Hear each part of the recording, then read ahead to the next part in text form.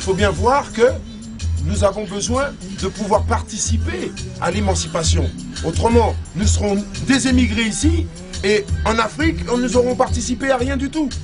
Pour revenir à ceux qui pourraient dire qu'effectivement, le Rasta vend très cher, le Rasta est cher, eh bien je suis fier de pouvoir dire que je fais partie de ces gens qui cherchent à capitaliser.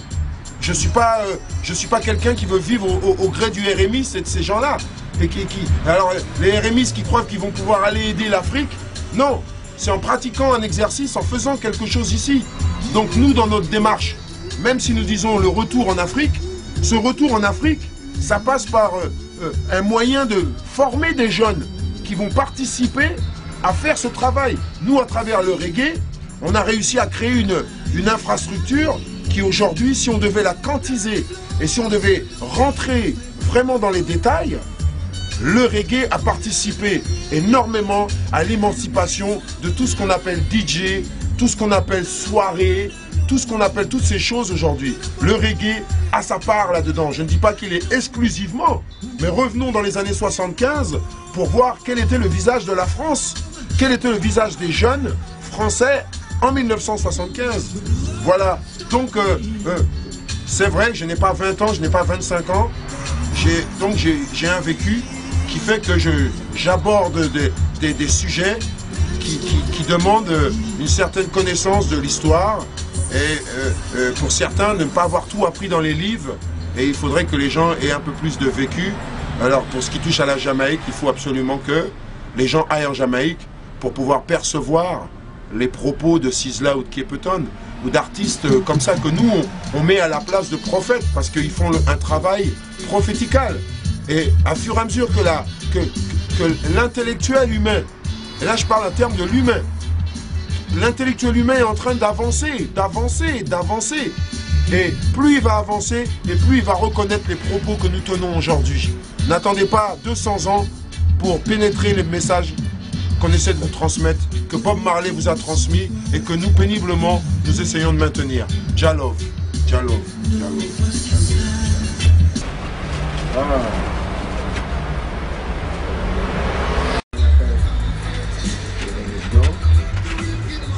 Ta personnalité, c'est ce que je me tiens à dire. C'est ce que j'aimerais bien leur expliquer. Mais... Alors Kojo, pour ceux qui disent qui prétendent que tu n'es pas un pionnier sur les puces, tu réponds quoi?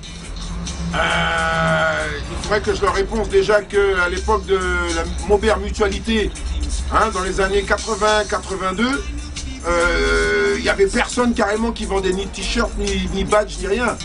Ceux qui y étaient sauront très bien que c'était INI qui y étions. Les militants, parce que nous, à travers notre militantisme, on produisait beaucoup de produits parce que les choses n'arrivaient pas. Personne ne fabriquait vert jaune rouge. On a été les premiers à prendre de la noix de coco et à faire du vert jaune rouge dessus. Et maintenant, tout le monde fait ça. Jusqu'en Chine, les gens font des badges vert jaune rouge avec Haïlé Sélassié dessus. Sur les puces de Saint-Ouen, ce qu'il faudrait bien savoir, il faut bien savoir que différencier les reggaeman des rastas. Je suis peut-être pas le premier reggaeman à être venu sur les puces, puisque déjà je ne suis pas un reggaeman. Mais en tant que rastaman, j'ai un frère comme Joseph qui était là, qui a été ici, qui vendait des livres sur l'avenue là-bas. Ça, c'est un ancien rastaman. Mais même ces frères-là, nous-mêmes, nous avons participé à les mettre dans ce mouvement-là.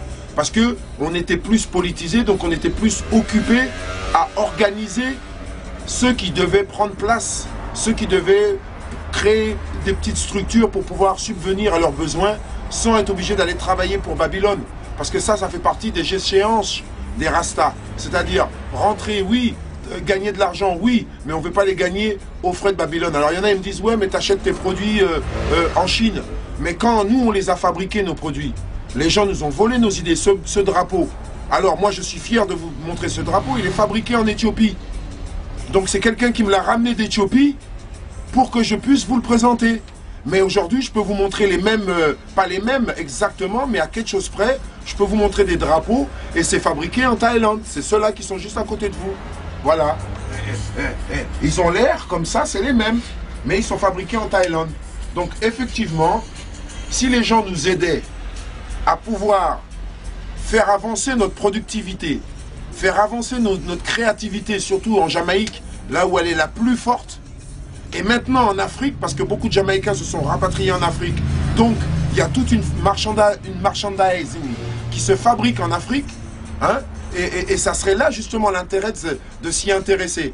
Mais évidemment, les gens qui vont me dire que je vends cher, pourquoi? Parce qu'ils touchent le RMI, ils sont assistés, ils sont pris l'habitude d'acheter des choses pas chères. Mais vous saurez que des gens qui veulent acheter des choses parce qu'ils en ont une passion ou parce qu'ils sont intéressés d'une quelque manière, s'intéressent à une certaine qualité. Dans toute chose, vous avez plusieurs qualités. Aussi bien dans les bonnets qui sont en laine, qui vont vous laisser des peluches dans les cheveux, que du coton industriel, que du coton écologique. Donc aujourd'hui, il y a toute une range de gens qui sont en train de nous voler nos idées, commercialiser, faire du fric sur le dos des Rastaman. Donc évidemment, ces gens-là ne veulent pas entendre un Rastaman parler, tenir des propos comme ça, puisque tout d'un coup, ça va délégitimer sa démarche. Mais effectivement, si on permettait à des Rastas de vivre de leur labeur, c'est-à-dire de leur reggae, de faire des soirées de reggae, de faire de l'artisanat, toutes ces jeunes sisters dans la communauté Rasta, ces femmes que vous voyez avec des bonnets vert, jaune, rouge, hein, qui vivent en faisant des bonnets parce que c'est une tradition chez les Rastaman, hein, aujourd'hui, ne peuvent plus vivre de cet art. Pourquoi? Parce que la plupart des bonnets que vous allez voir ici, ce sont des bonnets qui sont fabriqués industriellement. Et on ne peut pas échapper à ce rapport industriel. Ceci étant, je vais vous montrer deux bonnets qui sont super, que j'affectionne énormément et qui me viennent tout droit du Zimbabwe. Alors si vous regardez encore les missions qu'ils ont passées, vous saurez qu'est-ce qu'a été le Zimbabwe. Le Zimbabwe a été le camp de concentration avant que les camps de concentration existent. Donc c'est vraiment quelque chose de spécial. Ne vous inquiétez pas, messieurs, dames. C'est pas grave, excusez-moi. Je suis à vous dans quelques secondes.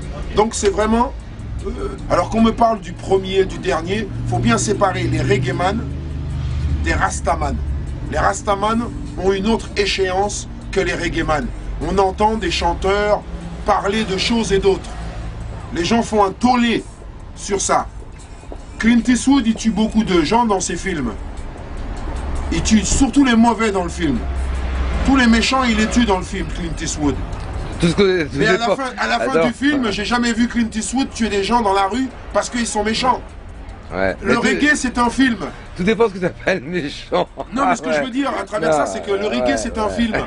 Le reggae, c'est une peinture. C'est de l'art abstrait. Faut voir ça autrement. Donc, dans cette peinture, il peut être dessiné des choses horribles. Alors, autant il y a des films de vampires, qu'il y a des films de guerre, qu'il y a des films de violence, autant dans le reggae, vous avez ce genre de rapport dans la peinture. Nous peignons une peinture en rapport avec le panafricanisme, la libération. Quand j'ai vu sur la 5 que j'entends que Kwame Nkrumah passe pour un dictateur, évidemment, tous ceux qui ont réclamé leur indépendance, tous ceux qui ont voulu une indépendance économique, et non pas seulement intellectuelle, quand ils étaient contre le capitalisme, à l'époque, c'était les États-Unis, l'Europe, l'Occident, ils se sont retrouvés à avoir une seule interlocuteur. Aujourd'hui, ces braves gens à la télévision se sont permis de tenir des propos que nous, on va considérer encore néocolonialistes, quoi. Ça veut dire que les gens peuvent parler de l'Afrique, mais l'Africain peut difficilement parler de lui-même. Et encore dans des journaux que je lisais encore tout à l'heure, ou bien même sur les réponses de l'Internet, il est dit dedans qu'il y a quelqu'un qui se permet de dire qu'il a travaillé avec des Africains qui étaient très gentils, mais comme les Africains travaillent cool, c'est pour ça qu'en Afrique, les choses n'avancent pas. Bon, ce monsieur, quand il dit ça, on ne voit pas son visage.